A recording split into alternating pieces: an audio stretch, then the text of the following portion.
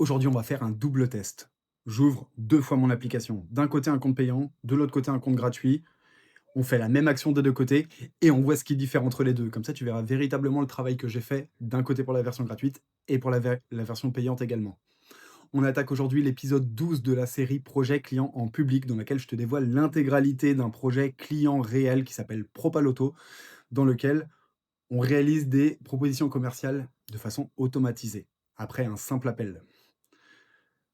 Aujourd'hui, on attaque l'épisode 12 de la série. Et comme je t'ai dit, j'ai charbonné là, tout était ouvert encore une fois, pas d'aléa, donc hop, tout droit. Et on a pu corriger donc et l'ensemble des petites corrections ou des fixes ou des points bloquants qu'avait vu mon client la semaine passée. Donc je te montre tout ça dans la vidéo. Et je sais, ce week-end, il devait y avoir une vidéo, ouais, samedi. Sauf qu'il a fallu que j'avance sur la formation. Et je t'en parlerai un petit peu dans la vidéo, tu vas voir. Reste bien jusqu'au bout, je t'en parle en fin de vidéo. Je vais te dire à peu près tout ce que j'ai conçu pour vous aider dans la construction de votre propre SaaS.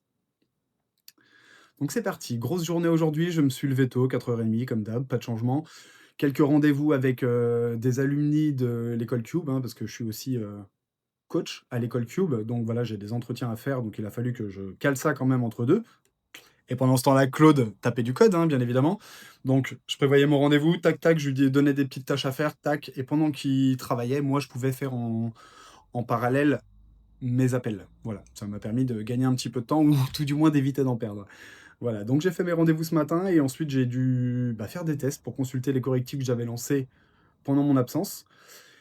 Et c'est plutôt cool. Faut que je te montre tout ça. Déjà, une petite liste de tout ce que j'ai fait dans ma journée. Alors, je vais t'expliquer ça au fur et à mesure, mais alors, tac, est-ce qu'on voit bien là? Ouais, très très bien. Donc, fixe PDF pagination. On a vu la semaine dernière que lorsque je générais un PDF, le rendu n'était pas optimisé. Il y avait des endroits qui étaient coupés. Voilà, c'était pas top. Le document HTML généré était parfait et le document PDF restait à revoir. Donc ça, c'est revu, on va le voir ensemble aujourd'hui. Papers enrichissement. Ça correspond finalement à d'autres choses qui n'étaient pas prises en compte. Lorsque on crée un nouveau client, par exemple, à partir du SIRET, on va récupérer une grosse partie des informations du client, sauf qu'il faut passer à une version supérieure de Papers pour obtenir le numéro de téléphone, le site web, l'adresse mail. Et j'ai pas envie de ça, c'est des crédits utilisés pour rien dans le vent. D'après moi, ça n'apporte rien de plus. Donc ce que j'ai fait, parce que je voulais quand même pas m'en passer, c'est que, je vais te le montrer après, heu, j'ai fait une recherche supplémentaire. Une fois que la recherche a été faite par le biais de Papers, il y a une deuxième recherche web qui se fait pour aller chercher de façon sémantique le site web. Donc il retrouve le site web et après il fait un scrap du site web pour retrouver les informations complémentaires, numéro de téléphone et adresse mail. Je vais te montrer tout ça, ça déboîte. Moi je trouve que c'est une vraie feature là pour le coup, il y a un gain de temps réel. On continue. Anti-coupure, ça c'était toujours pour le PDF. Watermark, j'ai ajouté un watermark pour la version gratuite. Lorsqu'on génère la proposition commerciale, à la fin, il y a écrit généré par Propaloto et ça se retire lors de la version payante. Encadré KPI, ça c'est pour l'amélioration du PDF. Je sais que je vous ai dit que pour une question pour la planète, moi je préférais les PDF blancs. Il m'a dit c'est bien pour la planète, mais ça fait pas vendre, par contre. Donc, on va rectifier ça et on va rajouter quand même des petits encadrés. Alors, tu vas voir, c'est léger, mais il y a un petit peu plus de couleur qu'avant. Voilà, je lui ai demandé une note sur la génération de mon PDF. Il m'a donné que 5 sur 10. Bon, effectivement, il y a des choses à revoir. Et à la fin de ma journée, là, il me mettait 8,5 sur 10. Donc là, on s'est amélioré vraiment de quelque chose qui fait vendre et qui est harmonieux visuellement. Euh, Ça, c'était pour de la navigation en lecture seule. Enfin bref, ça n'avait pas trop d'importance. Quelques conditions que j'ai mis en place entre la version payante et la version gratuite, on va voir ça après. Google Play enrichissement, ça c'est ce que je te disais, pour récupérer les informations complémentaires lors de l'enregistrement du client, plutôt que de passer par Papers. Et bien dans ces cas-là, je suis allé sur le Google Cloud Console et j'ai récupéré ça, donc les places enrichissement. Ensuite, tac, tac, tac, audit normal, passe, accent, tac, tac, tac. Il a repéré lui-même une erreur de de sécurité qui m'a fait remonter. Il a fallu aussi gérer une erreur de sécurité. On pouvait injecter un prompt à l'IA et c'était pas bon de, voilà. J'ai dû me prémunir contre du prompt injection, voilà, pour détourner l'IA finalement. Voilà, donc niveau sécurisation, on est encore mieux. Je te repose vite fait le temps que je t'explique la suite et que je prépare ça. Donc, j'espère que tu me vois bien. Comme je te le disais, on va ouvrir deux pages. D'un côté, la version gratuite, de l'autre côté, une version payante, donc deux comptes séparés finalement que j'ai créés. On va faire la même chose des deux côtés et on voit ce que ça donne, ok? Comment ça se passe, quel est le résultat attendu. Donc ce que je vais faire, pour avoir les mains libres, eh bien je vais déplacer le téléphone, mais je ne vais pas te tenir dans mes mains. Ok, donc à gauche la version payante, à droite la version gratuite. Ça se remarque directement avec le petit bandeau qui apparaît en haut à droite de l'écran, offrant 3 propositions commerciales, pas plus. Ensuite, à gauche, tu peux voir que les informations sont déjà renseignées. Donc, ce qu'on va faire, c'est qu'on va récupérer le siret ici. On va le mettre sur la version gratuite. Entrer ou rechercher. Hop, et immédiatement, toutes les informations arrivent. Et comme je te l'ai dit, tu vois, à part l'email qui sera à mettre à la mano, le reste, c'est déjà rempli. Donc ça, c'est super cool. Ensuite, pour gagner du temps, toujours, j'ai rajouté voilà, des petites choses à cocher, tout simplement parce que pour l'essai de la version gratuite, par exemple, la personne n'a pas forcément en tête toutes ses conditions de paiement, etc. Donc, il va falloir voilà, l'aider un petit peu pour aller plus vite dans sa démarche. Donc, j'ai rajouté tout ça pour que ça soit plus simple. Et ça se modifie immédiatement dans l'encadré qui se trouve en dessous. Et comme tu peux le constater, ici, je peux, tac, tac, tac, soit modifier les choses en direct, enfin rajouter des choses, soit modifier l'existant. D'accord? C'est bien l'encadré qui sera pris en compte et pas les coches qui sont mises ici. Donc là, même chose pour les mentions légales. Mentions légales, je voulais lui faire gagner du temps également. Donc là, on va cocher la même chose tout simplement. On va pas se prendre la tête. Pour la suite, bon, bah, j'ai mis mon logo à moi. J'ai changé les couleurs juste histoire que ce soit voilà, plus agréable et qu'on voit pas la même chose sur les deux trucs. D'un côté, je mets Opus Clip Anthropic et dans la version gratuite, tu es bloqué sur DeepSeek V3. Tu peux pas changer. Donc on va voir lequel des deux fait le meilleur résultat. On va enregistrer tout ça et générer une proposition commerciale. On lance une nouvelle propale. De l'autre côté, idem, nouvelle proposition commerciale. Hop. J'avais demandé à Claude de me générer donc un siret et un transcript fictif pour voir ce que ça donne. Donc d'un côté, nouveau client ici, eh bien on va renseigner le siret directement, rechercher. Et par contre, de l'autre côté, nouveau client, le siret n'est disponible qu'avec un abonnement. On ne peut pas sur la version gratuite faire ça. Donc ce que j'aurais pu faire à la limite, c'est copier l'intégralité ici.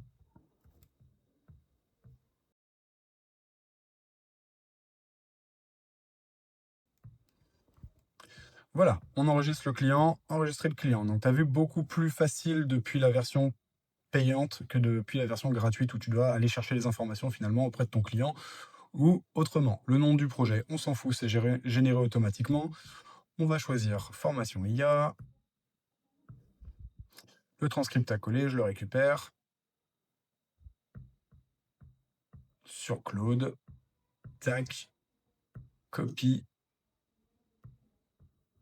on le colle, on le colle. On va faire continuer vers l'analyse. Ici, même chose, continuer vers l'analyse. On va voir qui de DeepSeek ou de Claude Opus fait les meilleures générations.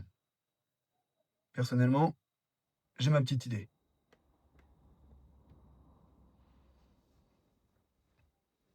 Pendant les générations comme ça, j'accélérerai si je vois que c'est trop long. Ça, je ne couperai pas, mais voilà, j'accélérerai. Tu verras le petit truc orange booster si jamais.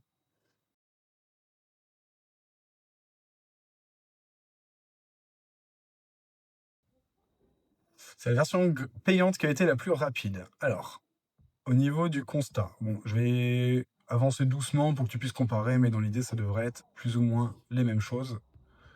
Voilà, un petit peu le même nombre en tout cas de remarques des deux côtés.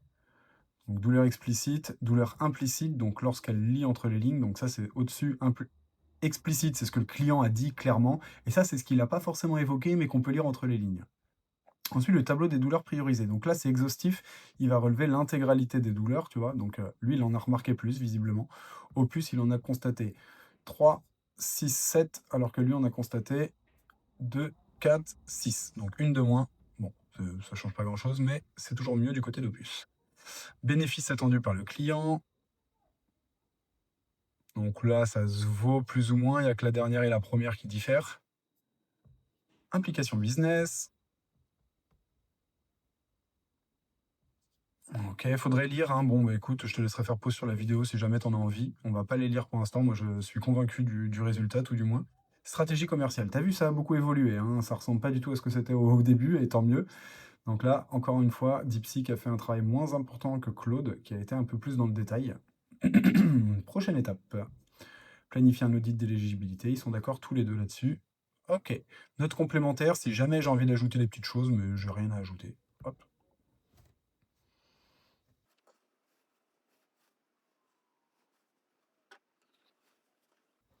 Donc DeepSeek a fini largement avant Claude. Est-ce que c'est bon signe? Je ne sais pas. Donc ici, ok, au niveau des modules. Donc lui, on avait mis qu'un. Ah oui, c'est que j'avais pas enregistré les modules pour l'autre. Ah mince, c'est une erreur que j'ai faite, effectivement. J'aurais dû les enregistrer auparavant. Bon, ça changera pas le résultat de toute façon, ou très peu. 16 000 balles, peut-être pas. Donc c'était l'autre qui a été sélectionné, hein, je vous rassure, on n'est pas à 16 000 € la formation. Ok, ça a été beaucoup, beaucoup, beaucoup plus long du côté gauche. Donc DeepSeek travaille beaucoup plus rapidement que Claude, mais en général, les résultats sont différents aussi. Alors, ce qui freine votre développement, synthèse, votre situation, ce qui freine les développements. Donc vous avez vu, DeepSeek est vachement moins bon, hein, sur l'extraction, hein, finalement. Voilà, c'est incomparable. Il fait un travail très très succinct, alors que lui, il va vraiment au plus profond de la douleur. Il va vraiment chercher les petits détails techniques. Voilà, donc quand même, le modèle, ça change la donne, hein, terriblement. Tac, tac, tac. J'ai refait tu vois, de la mise en page, etc. pour que ça soit plus profond dans le résultat. Valider, valider, voir le résultat. Alors, proposition commerciale. Ouh, comment c'est moche le bleu ciel comme ça. Ouh la vache, comment ça pique les yeux, je suis désolé. Oh, je vous inflige ça. Proposition commerciale ici. Et vous allez voir qu'au niveau du rendu, eh bien, ça va beaucoup plus loin. Je vous laisse un petit peu voilà, le temps de lire ce qui est écrit si vous le souhaitez. Hop. Ce qui freine le développement. Ce que ça vous coûte. Ce que ça vous coûte. Ce que vous allez gagner. Notre solution sur mesure. Ensuite, votre investissement. Rentabilité de l'investissement. Donc ça, c'est bien que ça a été pris en compte également. Donc pourquoi, calendrier et conditions, pourquoi travailler avec nous, récapitulatif financier. Et enfin, j'ai rajouté également le bon pour accord qui se trouve tout à la fin. Et là, bon, c'est une feature qui viendra après, je vous en parle par la suite, mais ça se remplira automatiquement ici également. Et donc, ce qui va nous intéresser finalement, ça va être exporter en PDF pour voir le résultat. Exporter en PDF. Alors, de ce côté-là, vous avez vu normalement, c'est plus du tout coupé. Je le mets en plein écran pour que vous voyez bien. Mais c'est plus du tout coupé. Voilà. Je dis ça comme par hasard, il y a ce que vous allez gagner, qui est un peu coupé, mais ça reste digeste. Et vous avez vu, c'est beaucoup plus propre qu'avant. Il n'y a rien qui est scindé. Tout est propre avec le petit bon pour accord à la fin. Et encore, c'est parce que c'est par Comet, parce qu'à mon avis, du côté Edge, c'est quand même encore plus propre. Paf. Synthèse, ce que ça vous coûte. Vous avez vu, c'est pas coupé. Le PDF est bien généré. Ça ne coupe pas, hein. Ça fait vraiment le titre plus la description. C'est vachement bien organisé. Il y a la petite rentabilité avec l'encadré qui a été rajouté. T'es toujours avec moi? Ok, j'espère que c'est bien droit. Je suis pas sûr. On verra bien. Donc j'avais décidé de faire une impression blanche, tout simplement pour penser à la planète et éviter que le client n'ait à gaspiller toute son énergie, enfin tout son argent tout du moins, sur la génération, sur l'impression du document. Mais j'ai été contredit par l'IA qui m'a dit: «Alors c'est très bien, pour la planète, c'est un super geste, bravo Romain. Par contre, ça fait pas vendre et le but, c'est de vendre. Donc On va mettre quand même des petits encadrés et rajouter un petit peu de couleur, même si ça t'embête. Et c'est donc ce qu'on a fait. Vous avez vu, le résultat est quand même nettement plus propre qu'avant. Là, on extrait bien les douleurs, on va vraiment dans le détail. Je vous laisserai vraiment, je vous invite à lire ce qui est écrit. Bon, il vous faudrait le transcript à la base. Mais voilà, pour bien comparer, etc., de toute façon, je vais avoir besoin de bêta-testeurs et je vais faire appel à vous aussi pour venir tester ça pour ceux qui sont partants. Donc voilà, ça va être ma prochaine étape, ça va être de laisser les gens naviguer dessus et me faire des retours là-dessus. Donc ce que j'aimerais, c'est que d'ici la fin de la semaine, dès ce soir si possible, sur la communauté, en dessous du post qui va délivrer donc cette nouvelle vidéo, voilà, ceux qui sont intéressés pour essayer l'outil, me le disent et je les inscrirai. Voilà, il m'en faudrait 5 à 10 bêta-testeurs. Franchement 5 ça suffirait, mais si j'en ai 10 c'est encore mieux. Donc voilà, n'hésitez pas, vous me laissez un commentaire sur la vidéo YouTube et sur la communauté principalement pour qu'on puisse vraiment échanger là-dessus et que vous puissiez me donner vos coordonnées, adresse mail, et cetera pour qu'on puisse enregistrer ça entre nous. Pour la suite des événements. Alors, aujourd'hui, j'ai pas vraiment de leçon à donner, hein, si ce n'est qu'encore une fois, j'ai parallélisé le travail, oui, et non pas paralysé. Donc encore une fois, je suis arrivé, j'ai dit: «On a ça, ça, ça à faire, organise-le-moi et dis-moi combien de terminals j'ouvre et combien de tâches je lance en même temps». Et c'est là-dessus que j'ai bossé ce week-end. Vraiment sur, une IA qui vous accompagnera vraiment, un assistant de A à Z et qui vous aidera sur tout, d'accord? OK sur l'ensemble du processus, savoir comment faire et cetera, mais en plus de ça, lorsqu'il va vous donner des tâches ou que vous aurez des choses à faire, il va lui-même scinder le travail, vous dire: «Tu peux ouvrir 3 terminaux, sur celui-ci tu mets ça, sur l'autre tu mets ça, sur le troisième tu mets ça» et il va également vous donner le temps estimé pour la génération du code et comme ça vous permet, vous, vraiment de pouvoir caler votre journée en fonction de ça. Lesquels vous mettez en parallèle, le temps que vous allez prendre et cetera. Donc j'ai fait un vrai assistant qui est là vraiment pour vous tenir la main et vous dire: «C'est bon, je suis avec toi jusqu'au bout». Vous aurez l'impression que je suis juste derrière votre épaule comme ça à regarder l'ordinateur. Donc voilà, faites-moi confiance là-dessus, ça va être au top, aux petits oignons. Et là, si j'ai une ou 2 features à rajouter avant le délivrer au client, mais je pourrais le délivrer directement comme ça, hein, le produit est fini, hein, clairement, il fonctionne de bout en bout, il répond bien aux besoins du client, il extrait bien toutes les douleurs comme on avait parlé d'un futur client. Donc voilà, maintenant je vais refaire tester à Christophe, donc à mon client pour qu'il puisse, me dire ce qu'il en pense. Et les 2 features que je rajouterais, c'est possibilité de mettre en place la signature, de l'entreprise. Comme ça, lorsque le PDF est généré, bah, il y a directement la signature qui est déjà mise en place, comme ça, il y a pas besoin de le faire non plus. Et la deuxième chose, c'est lors de, mmh, l'insertion d'un nouveau client, qu'on puisse ajouter une image, comme sur une adresse mail. Des fois, vous savez, on a l'image du client et il y a son adresse mail dessus, son numéro de téléphone et cetera et comme ça extrairait les informations de l'image directement plutôt que de les renseigner à la main. Voilà, l'objectif, c'est qu'il y ait vraiment le moins de clics possible et que ça sorte une épine du pied à l'utilisateur le plus possible, qu'il se dise vraiment: «Ah ouais, là, c'est cool, je peux y aller, quoi». Ah, une dernière chose que je vous ai pas montré également, tant pis, je vous montrerai ça demain. En version payante, on peut retourner aux étapes précédentes et modifier ce qu'on a déjà fait, donc lors de la génération d'une nouvelle proposition commerciale, tandis qu'au plan gratuit, c'est uniquement, de la lecture, d'accord? Il va pas pouvoir modifier ce qu'il a déjà fait. Il peut retourner pour consulter ce qu'il a écrit, mais il ne pourra pas modifier pour éviter, bah, de facturer une proposition commerciale supplémentaire. Donc voilà, j'espère que l'épisode du jour vous a plu. N'hésitez pas à poser toutes vos questions en commentaire, à dire, à me soutenir parce que moi, ça me donne de la force, ça fait fonctionner la série, ça fait fonctionner la chaîne et voilà, si vous voulez avoir des petites pépites comme ça et qu'on reproduise éventuellement, la même chose à l'avenir sur d'autres projets autres que SaaS, hein, ça peut être sur du Airtable ou peu importe finalement, la création d'un CRM, peu importe. Voilà, n'hésitez pas à me donner un petit peu de force, à lâcher un commentaire, à rejoindre la communauté qui se trouve dans la description gratuite. Et puis pour les autres, bah, on se retrouve demain pour un nouvel épisode. On attaque l'épisode 13 de la série Projet client en public. Je vous retrouve demain. Des bisous mes loulous.